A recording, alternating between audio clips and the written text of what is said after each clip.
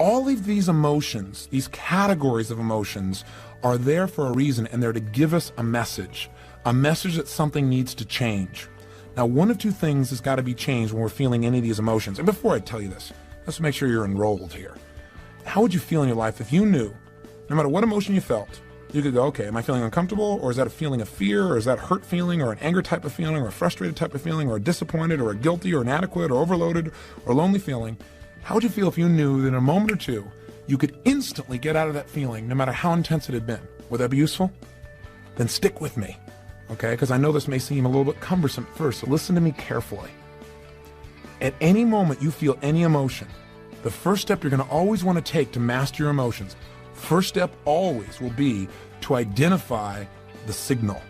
What I mean by identify the signal is figure out, if you're having a feeling, which one of these categories does it go into. So let's take a look at how this might work. Let's say something happens between you and a loved one, and as a result, you feel rejected. You look at your list of 10 here and you say, rejected's not on here, Tony. Well, step number one is identify which category it most fits. Well, when you feel rejected, you really could feel a lot of things about that rejection. You might feel uncomfortable, you might feel actually hurt, or you might feel angry about it, or as a result of rejection, you might feel lonely. What I'm trying to do is get down to the core emotion that really is controlling you, rather than just this giant word called rejection, which really isn't the essence of what you're feeling. As you go down and you look through your list, and by the way, I know you're not good at this list yet because it's brand new, but you'll memorize it simply by listening to this tape over and over again. By the end of this conversation, hopefully you'll know the 10, and I'll keep saying them again for repetition's sake. What we're going to call them from now on is action signals, because that's exactly what they do. They are signals for you to take action, to reevaluate the way you're perceiving something or the way you're proceeding, the way you're communicating your feelings to other people, or the way you're behaving around other people or situations. In other words, they're going to tell us we got to make a change in order to get what we really want. And that's what these action signals are all about. They're not negative, they're not bad, they're there to serve us. But for now, let's come back to the example. We said step number one then always is identify the signal. That simply means, where does it fit in here? So in this example, we've said that rejection really was just uncomfortable for you. Maybe what happened is you turned to kiss your husband or wife and they were busy reading or writing or something and they didn't really reciprocate. You felt, kind of uncomfortable about that. You didn't feel lonely. You didn't feel hurt. You didn't feel angry. You just felt a little uncomfortable. The signal of being uncomfortable is calling to your attention a message. And the message of uncomfortable feelings is, one, realize you need to change your state. That right now, no matter what happens in the state you're in, you're not going to appreciate it. You're not going to be resourceful in understanding what things really mean. Say, for example, you're feeling in a state of being uncomfortable about that. You're going to start hallucinating. Well, gosh, my husband or wife, they weren't really loving to me. Does that mean that they're not interested in me anymore? Does that mean that, that our relationship's not as strong? We tend to hallucinate when we get in an unresourceful state. So when you feel uncomfortable, first message from that signal is, hey, change your state. Second, clarify what you want. Immediately, you got to clarify what you want. That's what the signal is trying to tell you. It says, yeah, don't just be uncomfortable. What do you want? If you want your husband or wife to be closer to you, get clear that's what you want. And step three, immediately take action in that direction. And the way to take action in that direction is communicate your desire or do something that expresses it. Make sure you do something until you achieve what you want and you're no longer uncomfortable. It's literally that simple. Don't just sit around and go, gosh, I feel bored. I feel foolish. I feel insecure. I feel kind of rejected. I feel uncomfortable. Say, great. I need to change my state. The fact that I'm uncomfortable is a signal. It's giving me a message to immediately change my state. 2, clarify what I want. And 3, take action in that direction. If you do that, you've conquered this emotion immediately. Let's say you felt rejected to the point where you called it hurt. You really felt hurt inside. Well, what's the message of hurt? When you feel the sensations you call hurt feelings, that signal is giving you a different message. And the message there is that there's an expectation you have that's not been met, and you have a sense of loss. That's why it's more intense than just being uncomfortable. You feel like you've actually lost something. Now, the challenge with this, as with all these emotions, is that when you identify the message, you must immediately clarify what has to be changed. Whenever you have what you used to call a negative emotion, you're now going to call an action signal. You know that action signal is signaling you need to change one of two things. Either your perception or your procedure. Now let me clarify what I mean by that. Your perception might be, for example, that, gosh, you feel hurt. You feel like your husband doesn't love you so much anymore, or your wife doesn't love you so much anymore because, gosh, when you first met, boy, all you had to do was, look at them and they dropped their newspaper and came over and hugged you, and now they don't. You have a sense of loss, and that hurts you inside. And that hurt is a lot more painful than the feelings of just being uncomfortable. The point, though, is this. Is this an appropriate emotion for you to feel based on this situation and this time with this person? And that's really the question we want to ask ourselves whenever we have an emotion. We know that when we have that signal, we need to first identify it, and then secondly, immediately appreciate this signal is offering us a message, and the message is we need to change. Again, our perception or our procedures. So our perception might be, person doesn't love me. Do we need to change our perception? Do we have some rules that are inappropriate in this situation? And the answer here probably is yes. Wouldn't you agree? This person is just wrapped up in what they're doing because they're just immersed. It doesn't mean they love you any less. What this emotion is telling you is you need to change your perception because otherwise you're going to feel pain for no reason. You might also look at this same situation as a symbol that you need to change your procedure. Procedure means the way you're proceeding with this information. In other words, what this may be is a signal to you that you really aren't communicating your real needs to your husband or to your wife. Maybe what you need to do is change your procedure, and instead of feeling hurt or instead of feeling uncomfortable, turn to your husband or wife and say, honey, I know you're wrapped up in your work. I know you're totally immersed. I know you're trying to do stuff that supports the whole family here.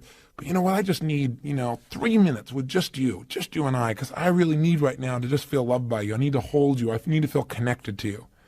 Now, if that person starts to get upset, obviously you're getting feedback that your procedure still didn't work. You have to be a little more flexible, a little more creative, or maybe a little bit more loving in the way you do it.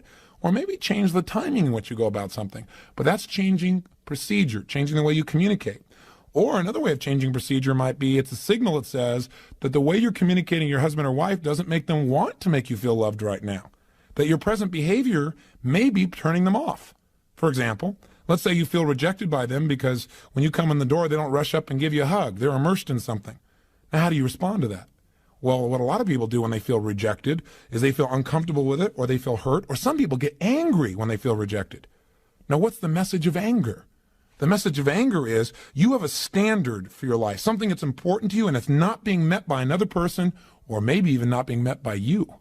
Sometimes we get angry because we're not living our own standards, huh? So let's say as a result, one of your standards is that people who love you, they run up and they greet you in your home. They don't do that today. Well, you feel angry. One of your standards has been violated. Something you believe important is not happening, and now you're angry about it. How do you respond now to your spouse who doesn't even know what's going on? Maybe you give them a dirty look, or maybe you make some snide remark, or you find something wrong with what they're doing. As a result, this person may very well purposely reject you.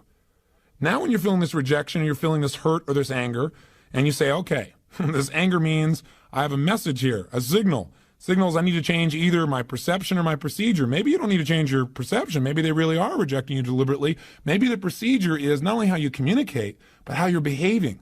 Maybe you need to look and say, I'm not treating this person in a very loving way. No wonder they're giving me this feedback. I need to change me. Are you following me so far?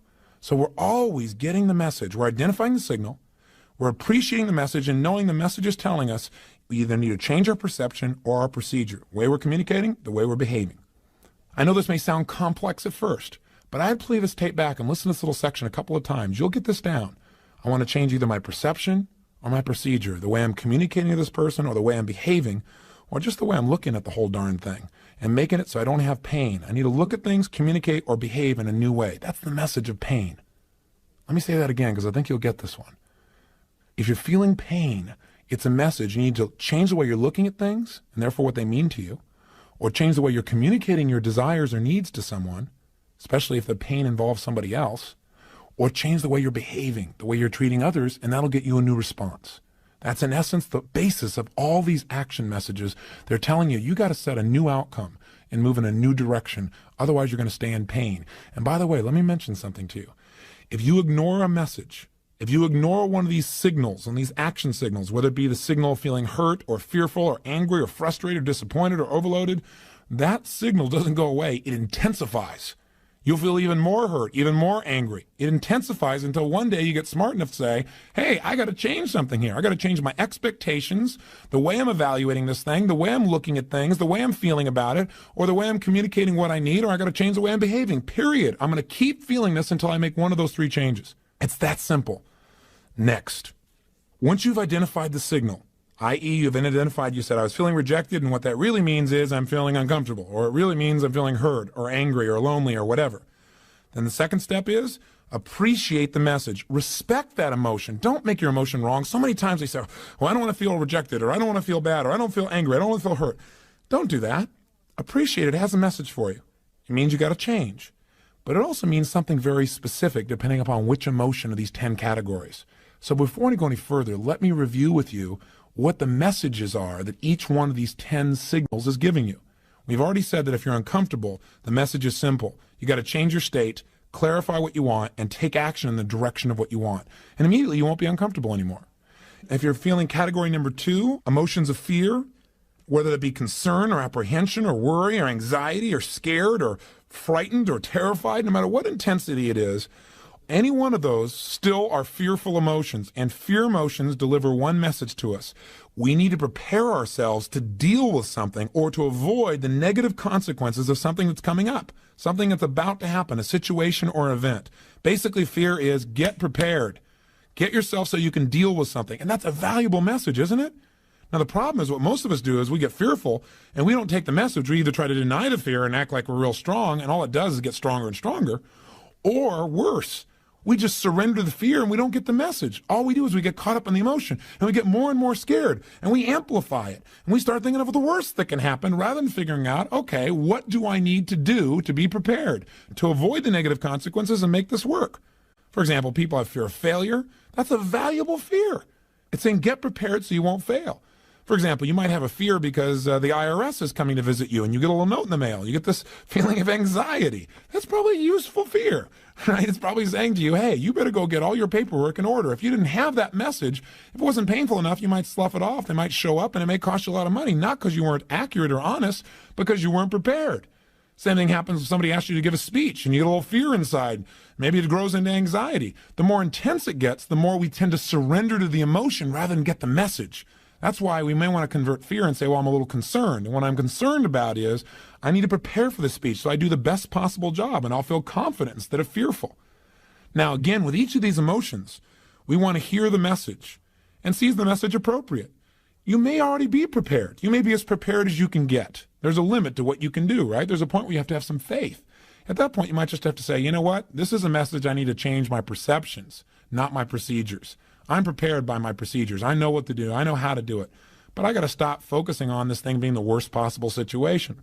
I just need to decide to become confident now, to focus on it working instead of it not working. The third category of emotions, those of hurt feelings, give us a signal and a message that says you have an expectation that's not been met and you have a feeling of loss.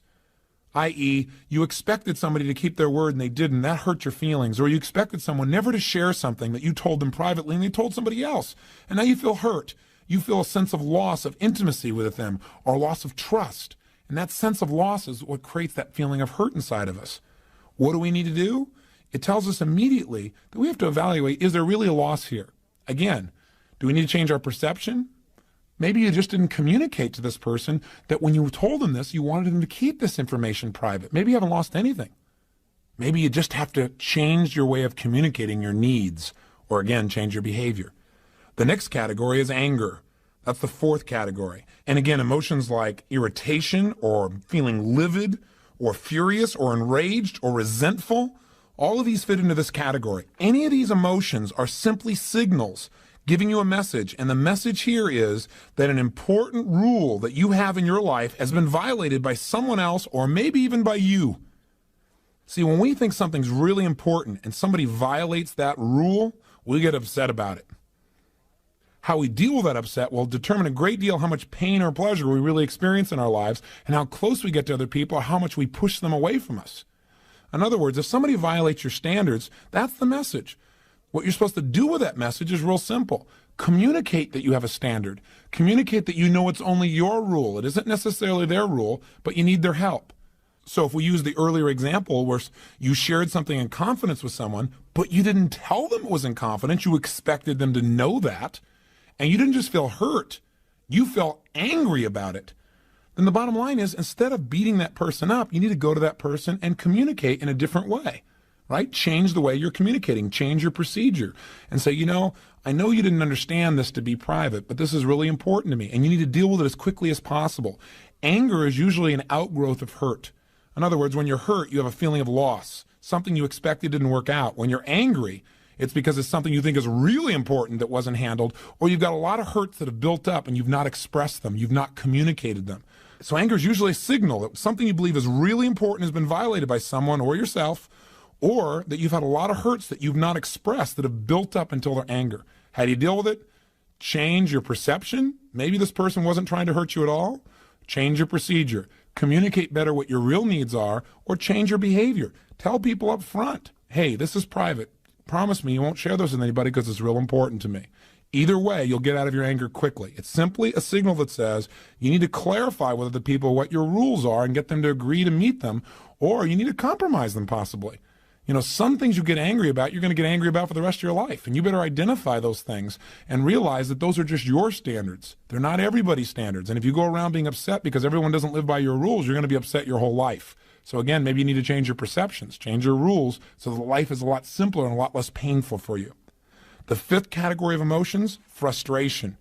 These action signals are telling you you need to change your approach to achieving your goal. Whatever you're going after, you're not going to get it the way you're doing it right now. That's why you're frustrated. You keep trying to get the same result by doing the same thing over and over again.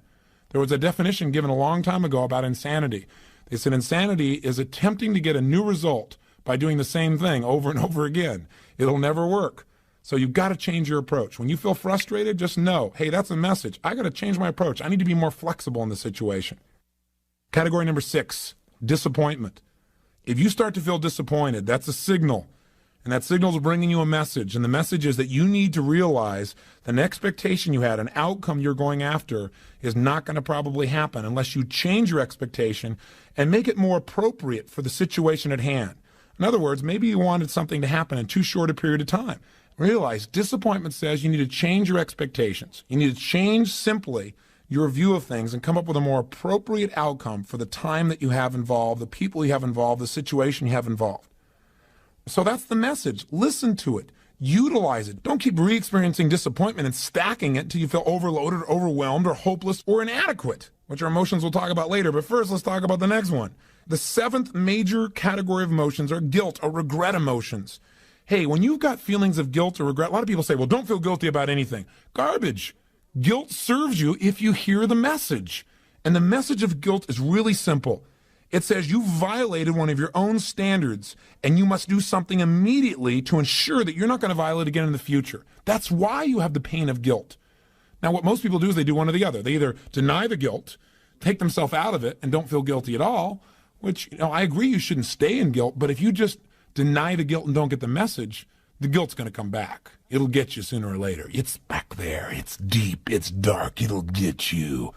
So with that fear, maybe you should turn that fear into getting the message instead of being overwhelmed and, again, surrendering to guilt. That's the other extreme. People just walk around and they allow themselves then to feel inferior for the rest of their life. They feel so regretful about what they once did. That is not the purpose of guilt. It's to make sure you clean up your act. It's to make sure that you don't violate this again. It's that you make things right when you screw up. That's what you got to do. Now, sometimes you can't. Sometimes someone has passed away or something's occurred where you feel guilty about something that happened in the past you really can't change. The only thing you can change is your present and future behaviors. When you do that, you can let go of the guilt. But that's the message it offers you. And again, when you immediately feel the signal, what do? You identify the signal and you realize, hey, I'm feeling regret or I'm feeling guilt. Secondly, you appreciate the message. It's a message that says you need to change something.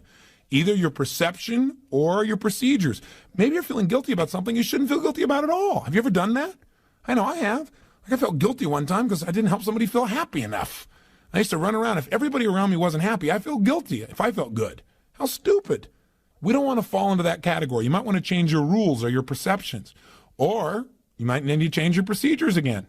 Maybe the procedure is you feel guilty about the way you communicate to somebody. You were too harsh. Go back and clean it up. Say, hey, I'm sorry. I didn't mean to do this. I really regret what I said. I was wrong. Boy, the guilt will disappear. Or change your behavior in the future. Change the way you're going to communicate to that person or people like them. Any one of these 3 changes, again, will immediately eliminate the guilt, and then guilt has served a good purpose, hasn't it? It's kept you on track. It's moved you forward. It's made you a better person. That's why it's there. Utilize it. Don't wallow in it. Let's go to category number 8, inadequacy. Boy, if you feel inadequate, those are any of those emotions, again, that make you feel like you're less than. Feelings of being unworthy, for example, would be inadequate feelings. Whenever you feel this emotion or emotion like it, get excited. Appreciate it's offering you a message, and the message it's offering you is simple. It's saying you need to do something to get better in this category right away. It doesn't mean you have to be perfect at it. Inadequacy just says you got to do something. Don't sit on your duff anymore. You're feeling inadequate because you haven't done anything to be really good in this area.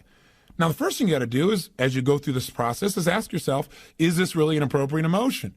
That is, am I really inadequate, or do I need to change the way I'm perceiving things? Maybe I got some rules that say, in order for me to be adequate, I have to go on the dance floor and outdo John Travolta. That's probably inappropriate perceptions. You need to change the perceptions, or it may be changing the procedures, which is, I need to prepare myself by doing something right now to get better. One thing you could do is just go practice. One thing you do is go out and initiate some communication. So inadequacy is a message to get up and do something to become better, or to change your criteria, to look at what you're doing and make it easier for yourself to feel adequate. You've probably got rules that are too harsh. Now, category number 9. This is one of the categories that I think immobilizes and destroys more people's lives than virtually any of the others combined. And that is a feeling of being overloaded or overwhelmed or hopeless or depressed. They all fit together.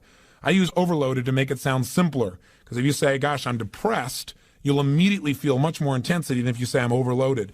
The key here is to realize that this is a signal. When you feel hopeless, depressed, overwhelmed, or overloaded, the message that's offering you is that you need to reevaluate what's most important to you in this situation. Sit down right now and decide what is absolutely important, what's a necessity for you versus what's a desire. Write down all the things that are most important for you to accomplish. Then, 2, put them in order of priority. And then 3, take the first one on your list and do something about it. It's the same thing with depression, the same thing for being hopeless. Sit down and saying, okay, instead of saying it's hopeless, I need to change my state, number 1. That's always the message of all these emotions. Number 2, I got to clarify what's most important to me. Write it all out. 3, what's the order of the importance? And 4, what's the first thing on my list? Let me go handle that. The minute you go handle anything, and you deal with one simple issue, your brain can handle it. And as soon as you handle that situation, you will feel like you're in control of your world. You will not feel overloaded. You will not feel overwhelmed. You will feel like there's hope, and you won't feel depressed. Your self-esteem grows when you do something to take control of events instead of having events take control of you. And all you have to do to take control of events is chunk them down. Pick one thing and master it. The message is simple. You're trying to do too much in too short a period of time. You're looking at the whole world and expecting everything to be perfect overnight, and you're feeling like you can't handle it all. Chunk it down. Here's the final category. Category 10, feeling lonely. Have you ever felt really lonely? Gosh, I don't think there's anybody alive who hasn't. But what does it mean when you feel lonely? What is the message that you should get from that signal? I think the message is really simple. What we really need at that moment, the message is telling us we need a certain connection with people. The challenge with that message is a lot of times people take the word connection, or the idea of the need for a connection with another human being, and they make it into a sexual connection or instant intimacy. And they feel frustrated because even when they have that, they still feel lonely. What we really need to do is identify what kind of connection. Maybe you do need an intimate connection. Maybe you just need some basic friendship, or someone to listen to, or somebody to laugh with, or someone to talk to. It's real important when we feel lonely just say, hey, this is really neat. What's great about being lonely is it says I really care about people. I love to be with people. And I need to find out in what way I want to be with somebody right now. And then take an action immediately to go in the direction we want. In other words, all 10 of these emotions are a message to our brain to say, hey, what you're doing right now isn't working, and you need to change it. You either change your perception, change what criteria you're using, your way of looking at things that makes you feel this way because your perception is not appropriate, or change the way you're communicating. You're not communicating things in a way where people know your needs, or just change your behavior. What you're doing isn't working. Change your approach. Every feeling you have, good or bad, is not based on the actual reality of life, but rather your interpretation as to what things mean. And remember, nothing in life has any meaning except the meaning you give it. So if you don't like the way you're feeling, change the meaning. If somebody passes away, you really cared about them and they die, you can feel really bad. You can feel disappointed. You can feel frustrated. You can feel angry. You can feel hurt. You can feel sad. And all those are appropriate emotions. But make sure you take a message from it. And the message you got to eventually come out with is, what's an empowering way of looking at this? What else could this mean? Maybe it doesn't mean that I just lost somebody. Maybe it means this person has gone someplace they need to be. Or maybe this means my connection will be even stronger with them now than when they were here. Maybe this means I will value my own life and give more while I'm here because I realize that life is delicate. Choose meanings that empower you in life instead of assuming that meanings that disempower you. It's a final message to remember.